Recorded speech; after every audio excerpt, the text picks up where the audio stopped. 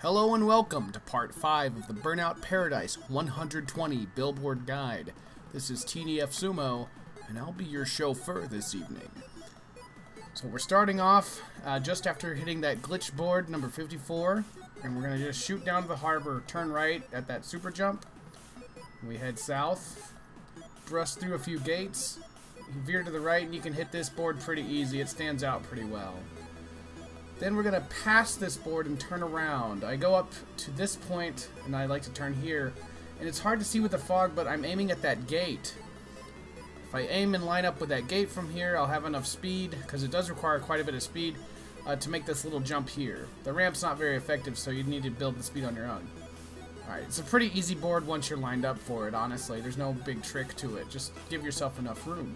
Now we're going up another garage. These are pretty easy. This garage, I'd say, is probably the easiest one there is because it's not very tall and it points you right where you need to go. So, yeah, just go off at full speed, you'll be fine.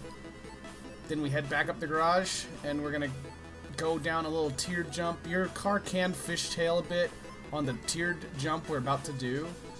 But you can't crash here. It's really safe. Alright, easy board. Now we're going to turn left immediately and go up the mountain just for a short detour. A lot of the boards in this game were meant to be hit going downhill, but you can't go downhill of the mountain in every direction at all times, of course. So that's a pretty simple board for the first one, but then here, keep an eye on this opening. You need to hit it. If you pass up, you're going to lose a lot of time. So we just need a duck in there. You need to have that in mind before we get here. You do not have a really good indicator to go into that section. There's not like a gate that's pointing at it, or you can't see the board from there, so just gotta be on the lookout for that opening.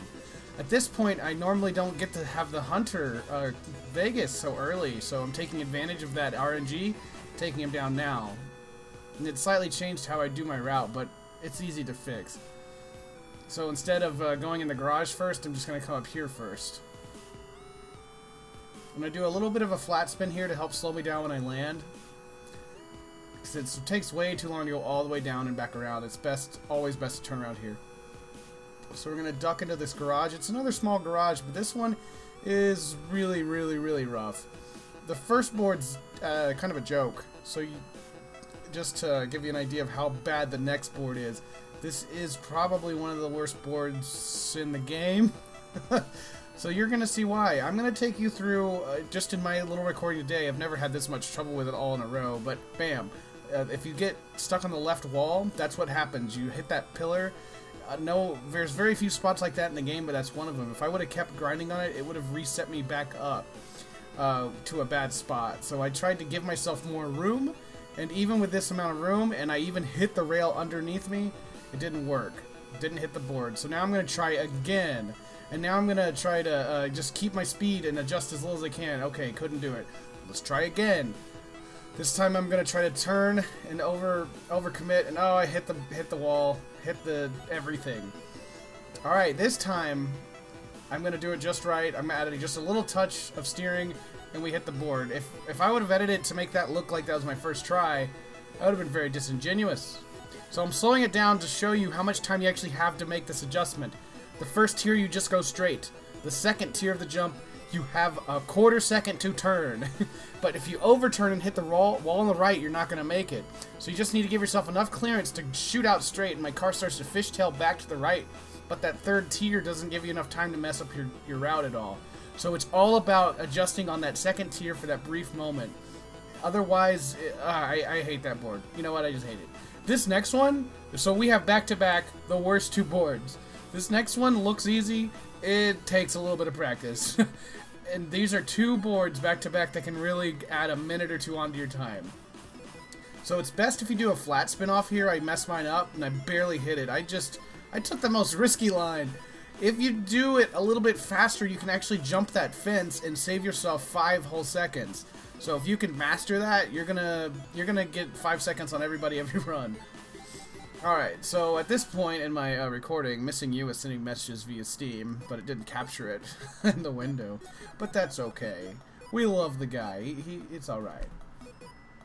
So we're going to jump up and just head right back down. That's a real easy board for that garage, and we're going to take this right after the train yard. We're going to turn right again, and we're on the main stretch.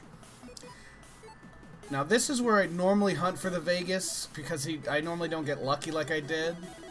But since we have them, we're going to just turn right here. And don't overcommit to this board. Just do a flat spin off of this at low speed. And if you went further, you'd do a super jump and have a cutscene. No, we're just going to turn around. And hey, look, now we can get this board too instead of having to come through this whole thing again. So we just head straight and we keep going straight. We have one more billboard to get before we turn around. Real easy, like, just after putting up with those last two boards I showed you, this is just a dream. Just everything, like, the game wants you to hit them. Alright, now be on the lookout for a crash gate on the right. It's, yeah, way out there. I start lining up with it as soon as I can, because I don't want to lose an ounce of speed. Cool, and once we hit this board, we're going to do a U-turn. Finally, we're going to go into the garage to swap to the Hunter Vegas. Now, during this cutscene, it will introduce every car you have captured or discovered since the last time you were here. So we get the Hunter Mesquite, the Hunter Vegas, and if you took down the SI-7, you'll have to watch a 10-second cutscene for it as well. So if possible, avoid taking down the SI-7. However, if you feel like it's harassing you or it's going to get in your way, by all means, take it down. And if you take down the SI-7, that's one less car that will be spawning in. So it can be advantageous to take it out early so the Hunter Vegas will always be the one to spawn. Well, anyways, that wraps up this part 5 of the guide. In our next video, we're going to finally go up to the mountain and have some fun in the quarry and do some high-flying stunts. Lots of fun. If there's any questions about the run, just please let me know in the comments below. You can message me on the back end of the channel. Leave a comment, however you'd like. Smoke signals, whatever. Alright, well, this has been TDF Sumo, and thank you very much for watching.